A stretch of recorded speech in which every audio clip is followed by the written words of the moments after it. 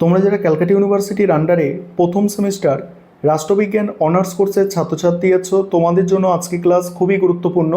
আজকের ক্লাসে তোমাদের মডিউল 1 থেকে 3টি গুরুত্বপূর্ণ 5 বা 10 নম্বরের প্রশ্নের উত্তর নিয়ে আলোচনা করব। তোমাদের 5 নম্বরের প্রশ্নের উত্তর 100 শব্দের মধ্যে লিখতে হয় এবং 10 নম্বরের প্রশ্নের উত্তর 150 শব্দের মধ্যে লিখতে হয়।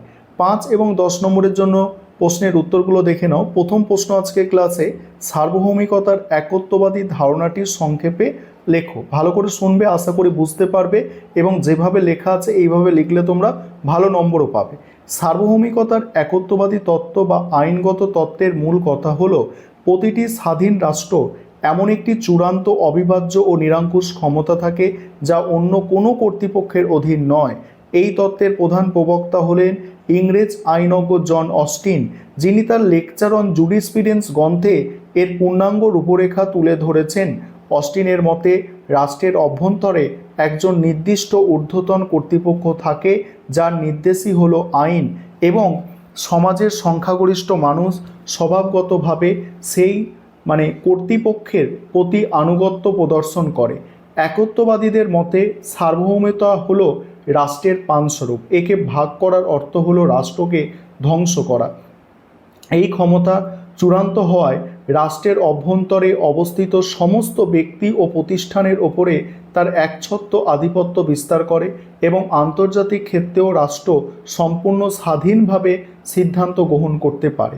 এই তত্ত্বে রাষ্ট্রকে সমাজের অন্যান্য সমস্ত সংঘ থেকে শ্রেষ্ঠ বলে গণ্য করা হয়েছে এবং বলা হয়েছে যে রাষ্ট্রের ক্ষমতা অসীম এবং অহস্তান্তরযোগ্য।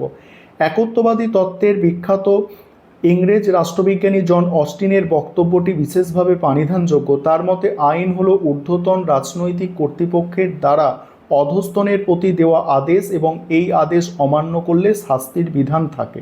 আর এই ধারণার মাধ্যমে একত্ববাদীরা আইন ও সার্বভৌমকতাকে এক সূত্রে বেঁধেছেন।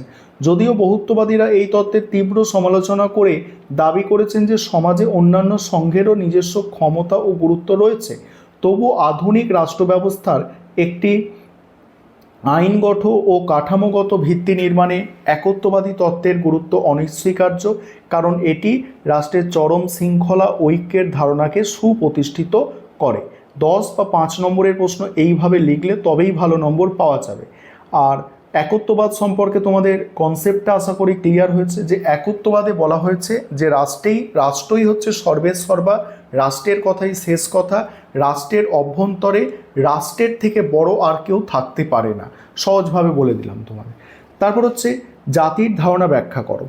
আধুনিক রাষ্ট্রবিজ্ঞানে জাতি নেশন বলতে এমন এক সুসংবদ্ধ জনসমাজকে বোঝায় যারা ধর্ম, ভাষা, বংশ, সাহিত্য, ইতিহাস, সংস্কৃতির নিবিড় বন্ধনে আবদ্ধ হয়ে নিজেদের মধ্যে এক গভীর মানসিক ও আধ্যাত্মিক একত্বতা অনুভব করে এবং যাদের মধ্যে একটি নিজস্ব স্বাধীন রাষ্ট্র গঠনের তীব্র রাজনৈতিক আকাঙ্ক্ষা বর্তমান থাকে। নেশন শব্দটি ল্যাটিন শব্দ নেটিও থেকে এসেছে, যার আদি অর্থ জন্ম বা বংশগত পরিচয়। তবে আধুনিক রাষ্ট্রবিজ্ঞানে এর অর্থ কেবল জন্মগত পরিচয়ের মধ্যে সীমাবদ্ধ নেই, বরং এটি একটি মনস্তাত্ত্বিক ও রাজনৈতিক ধারণার রূপান্তরিত হয়েছে। যখন কোনো নির্দিষ্ট ভূখণ্ডে বসবাসকারী জনসমাজ নিজেদের সমগ্রত্বীয় বলে মনে করে এবং বহিরাগত কোনো শক্তির সামনে থেকে মুক্ত হয়ে নিজেদের রাজনৈতিক ভাগ্য নিজেরাই নিয়ন্ত্রণ করতে চায়, তখনই তারা জাতিতে পরিণত হয়। অর্থাৎ জাতীয়তা বা ন্যাশনালিস্ট অনুভূতির সঙ্গে যখন স্বাধীন রাজনৈতিক সত্তা বা রাষ্ট্র প্রতিষ্ঠার আকাঙ্ক্ষা যুক্ত হয় তখন তাকে জাতি বলা হয়।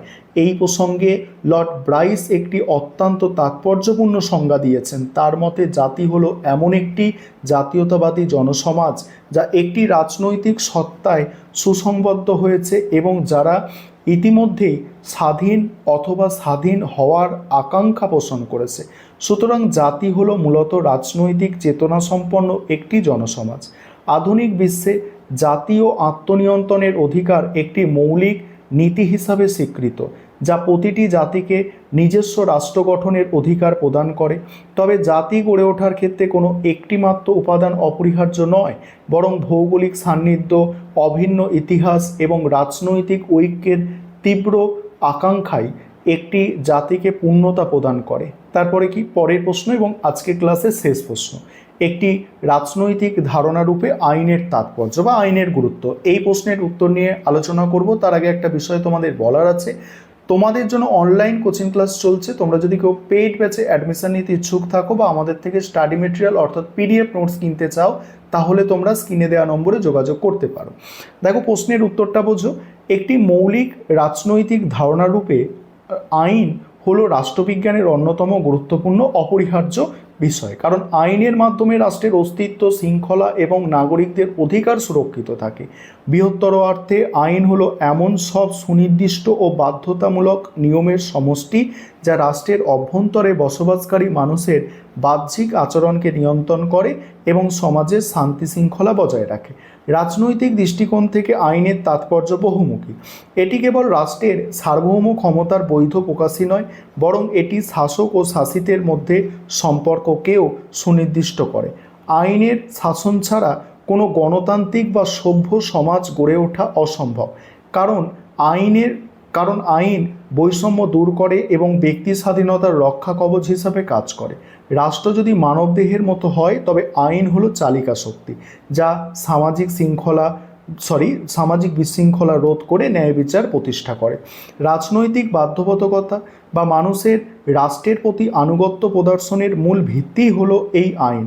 আইন ভঙ্গ করলে রাষ্ট্র শাস্তিমূলক ব্যবস্থা গ্রহণ করে, যা সমাজের স্থিতিশীলতা নিশ্চিত করে। আর আইনের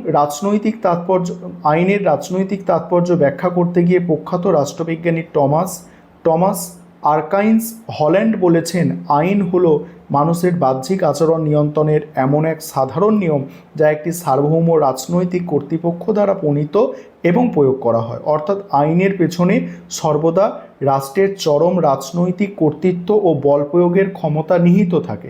পরিশেষে বলা যায়, একটি রাজনৈতিক ধারণা রূপে আইন কেবল কিছু শাস্তিমূলক বিধিনিষেধ নয়, বরং এটি হলো সমাজের প্রগতির হাতিয়ার, যা একটি অসংগঠিত জনসমাজকে সুশৃঙ্খল রাজনৈতিক ব্যবস্থায় রূপান্তরিত করে এবং মানুষের সার্বিক কল্যাণের পথ প্রশস্ত করে। এই ছিল তোমাদের আজকের ক্লাস।